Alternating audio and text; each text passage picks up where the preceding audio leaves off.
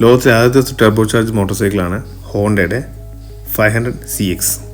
ഹോണ്ടയുടെ 500 CXൻ്റെ പ്രത്യേകത വെച്ചാൽ പണ്ട് ഒരു കാലത്ത് കാവസാക്കി, ഹോണ്ട, യമഹ, സുസുക്കി ഈ 4 ബ്രാൻഡ്സ് തമ്മിൽ നല്ല കോമ്പറ്റീഷനാണ്. ഇവരുടെ പ്രശ്നം എന്ന് വെച്ചാൽ 500 cc ഏറ്റവും നല്ല പവറുള്ള ബൈക്ക്, മിഡിൽ വെയ്റ്റിൽ ഏറ്റവും നല്ല ബൈക്ക് ഉണ്ടാക്കാനുള്ള തന്ത്രപ്പാടിലാണ് ഇവർ. അങ്ങനെ നിന്നപ്പോഴാണ് ഹോണ്ട അവരുടെ അറ്റകൈ പ്രയോഗം നടത്തിയത്. ഹോണ്ട 500 CXൻ്റെ പ്രത്യേകത വെച്ചാൽ നോർമൽ 500 CXന് ഉള്ള പവർ എന്ന് വെച്ചാൽ 54 bhp ആണെങ്കിൽ ഹോണ്ട ആ സെയിം നോർമൽ 500 bhp എടുത്ത് ഒരു ടെർബോ ചാർജറും കൂടെ കയറ്റിയപ്പോഴത്തേക്കും അതിൻ്റെ പവർ വന്നത് 82 bhp ആണ്. ഓൾമോസ്റ്റ് ഡബിളാണ് പവർ വന്നത്.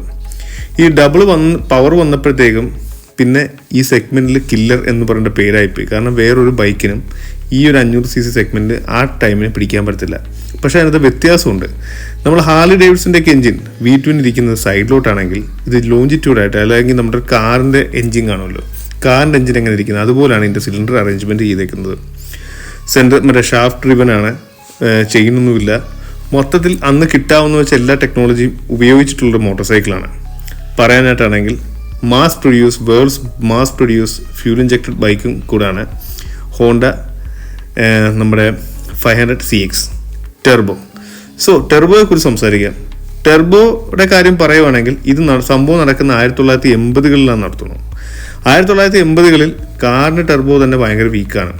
കാരണം അന്ന് വേരിയബിൾ ജോമെട്രി ടെർബോ ഇല്ല, ട്വിൻ ടെർബോ ഇല്ല, ആപ്പാടുള്ള പഴയ വേസ്റ്റ് ഗേറ്റ് ടെർബോ ചാർജേഴ്സാണ്. ഈ വേസ്റ്റ് ഗേറ്റിലെ പഴയ മോഡൽ ടെർബോ ചാർജറിൻ്റെ ഒരു പ്രശ്നമുണ്ട്, ടെർബോ ലാഗ്സ്. ഒരു ടെർബോ ചാർജർ സ്പൂൾ ചെയ്ത് വരാനുള്ള സമയമുണ്ട്, അതാണ് ടെർബോ ലാഗ് എന്ന് പറയുന്നത്. സോ കാറിനകത്തത് ഓക്കെയാണ്, കാരണം കാറിന് 4 വീലുള്ളതുകൊണ്ട് നമുക്ക് പ്രെഡിക്റ്റബിൾ ആയിട്ട് ചെയ്യാൻ പറ്റും.